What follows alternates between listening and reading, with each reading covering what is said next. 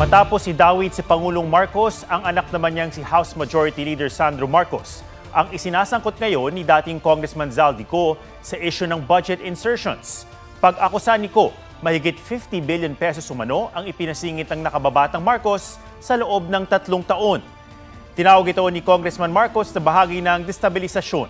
May report si Tina Panganiban Perez. Hindi lang po ang Pangulo.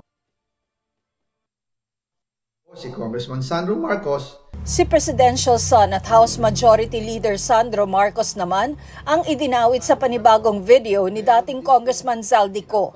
Mula 2023 hanggang 2025, nasa 50.9 billion pesos umano ang kabuuang ipinasingit ng nakababatang Marcos sa budget ayon kay Ko.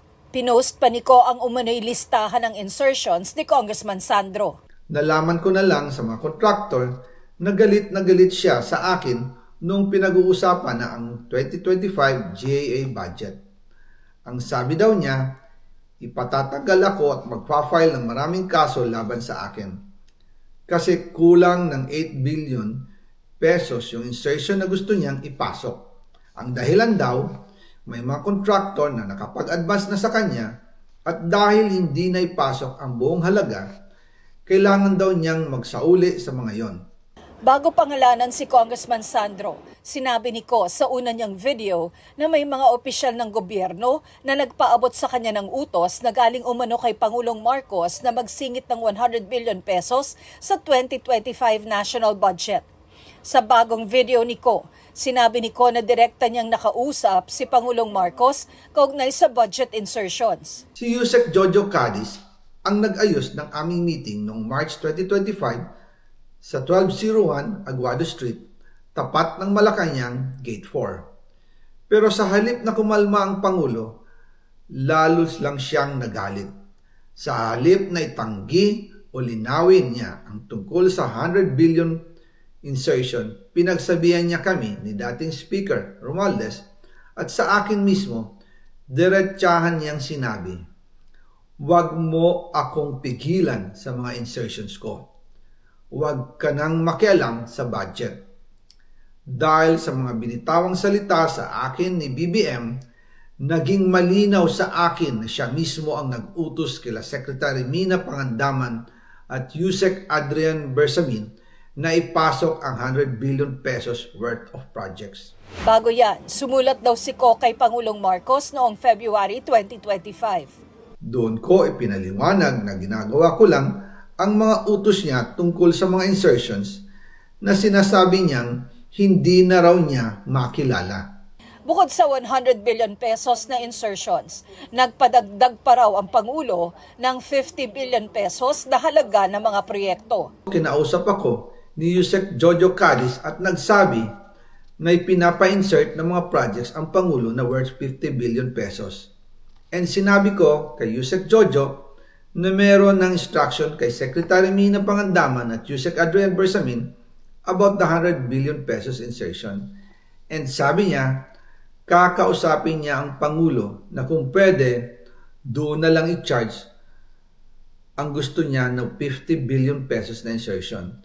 Ngunit ang sagot ng Pangulo, humingi ka ng bago or dagdag na insertions.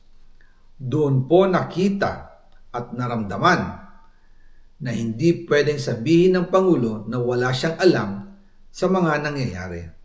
Kasi mismong siya ang nagbibigay ng utos. Pati nga raw sa 2026 budget na tinatalakay ngayon ng Kongreso, may pinasisingit umanong proyekto ang Pangulo. At kung titingnan ninyo ang 2026 budget, may panibago siyang 97 billion insertions. Pero ngayon, ipinasok na mismo sa President's Budget or NEP 2026. Yan po ang kinumpirma ni Secretary Manny Bunoan na may instructions ang Pangulo na magpasok ng 100 billion ulit sa President's Budget. Kaya wala na siyang pwedeng ipamigay.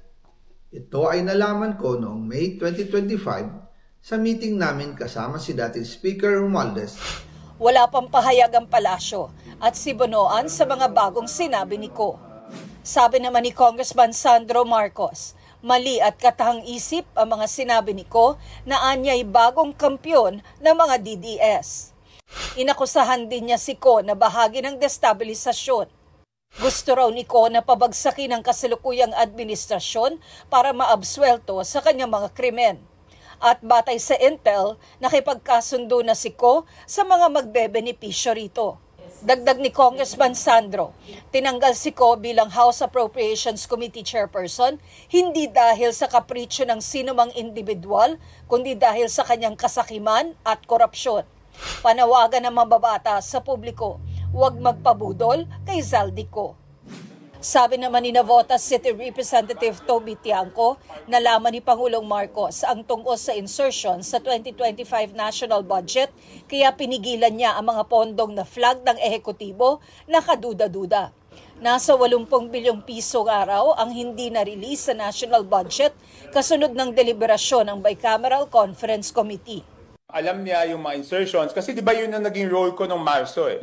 Kasi nung January, di ba pinahold lahat. So yung Senate, binigay nila yung listahan nila within 3 days. Yung House, 3 buwan na hindi binibigay. So yun yung naging role ko ng January pag-aralan. And as of July 29, after the SONA, may nakahold pa dyan na 80 billion na hindi na talaga ni-release eh. Kasi yun yung kaduda-dudang mga proyekto, no? Tingin ni Tiangco, nakagawa pa sana ng hakbang ang Pangulo para mapigilang mailabas ang iba pang pondong nadawit sa kickback scheme. Giyit ni Tiangco, hindi niya pinagtatanggol ang Pangulo, pero kailangan lang daw niya talagang sabihin kung ano ang nangyari. Tina Panganiban Perez, nagbabalita para sa GMA Integrated News.